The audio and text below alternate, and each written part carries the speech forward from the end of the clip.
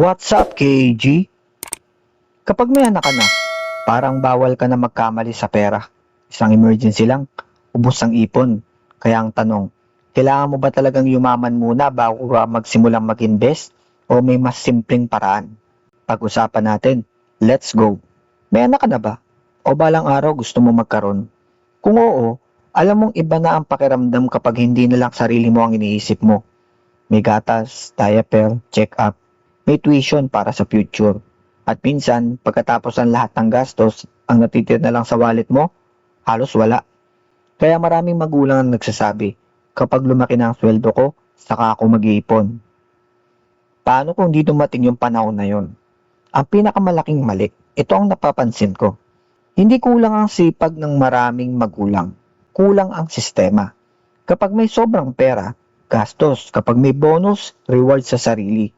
Kapag may emergency, back to zero. Paulit-ulit lang.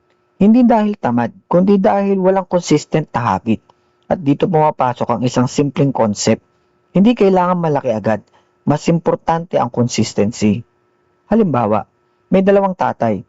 Pareho silang kumikita ng 30,000 kada buwan. Yung una, naghihintay ng malaking bonus bago mag-invest. Minsan meron, minsan wala. Yung isa naman, bawat sweldo, may maliit na halaga agad na nilalagay sa investment. Hindi malaki pero tuloy-tuloy. Pagkalipas ng ilang taon, sino kaya ang mas may malaking ipon? Kadalasan, hindi yung pinakamalaki ang kita, kundi yung pinaka-consistent. Maraming tao ang naghahanap ng perfect investment, pero nakakalimutan nila ang perfect habit. Dito ko babanggitin ang DCA. Ang ibig sabihin nito, hindi mo sinusubukang hulaan kung kailan ang pinakamura. Regular kang bumibili sa pare-parehong schedule. Halimbawa, 100, 300, 500. Depende sa kaya mo. Kada linggo o kada buwan. Simple lang. Kapag mababa ang presyo, mas marami kang nabibili. Kapag mataas, mas kaunti. Pero tuloy-tuloy ka pa rin. Hindi ka araw-araw kinakabahan. Hindi ka lagi nakabantay sa chart. Para sa maraming busy na magulang, malaking advantage yun. Pero hindi ito magic. Real talk. Hindi porkit nag-DCA ka, sure nakikita ka. Walang investment na may guarantee. Pwede pa rin bumaba ang market. Pwede kang malugi kung maling asset ang pipiliin mo. Kaya bago ka mag-invest, unahin pa rin ang emergency fund. Bayaran ang high interest debt. At siguraduhin hindi mo ginagamit ang pambayad ng gatas o tuition fee. I-invest lang ang perang kaya mong hindi galawin. Sa mahabang panahon. Ito ang madalas na hindi sinasabi ng iba at importante itong maintindihan. Kapag may anak ka, hindi mo kailangan ng excitement, hindi mo kailangan ng consistency, hindi mo kailangan maging trader, hindi mo kailangan bantayan ang presyo bawat oras. Ang mas kailangan mong bantayan, yung oras na lumilipas. Kasi bawat taon na lumilipas, mas lumalaki rin ang gastos. At habang naghihintay ka ng tamang panahon, baka ang nawawala pala, hindi pera, kundi oras. At sa investing, isa ang oras sa pinakamalagang asset. Para sa akin, ito ang strength ng DCA. Sobrang simple lang.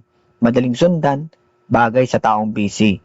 Ang weakness nito, kailangan ng disiplina. Hindi ito exciting, hindi ito instant. Walang overnight success. Kaya maraming sumusuko. Mas gusto nila ang mabilis, pero ang mabilis madalas din na mabilis maubos. Imagine, may bagong laruan ng anak mo. Alagang-alaga mo iyon. Bakit? Kasi gusto mong tumagal. Pero kapag pera, minsan hindi natin pinaplano. Hinahayaan natin na mawala. Paano kung tratuhin mo rin ang future fund ng anak mo na parang mahalagang gamit? Konti ngayon, konti ulit sa susunod. Hanggang sa hindi mo namamalayan, may nabubuo na pala. Hindi mo kailangan maging milyonaryo para magsimula. Hindi mo kailangan hulaan ang market. Hindi mo kailangan maging expert. Ang kailangan mo, magsimula at maging consistent. Kung interesado kang matutunan kung paano ginagamit ng marami ang tao ang DCA sa crypto bilang pangmatagalang strategy, pag-uusapan pa natin yon sa mga susunod na videos. Kasama ang mga risk, tamang expectation, at kung paano umiwas sa mga karaniwang pagkakamali. Anong opinion mo? Kung magulang ka, ano ang pinakamahirap pagdating sa paghahawak ng pera?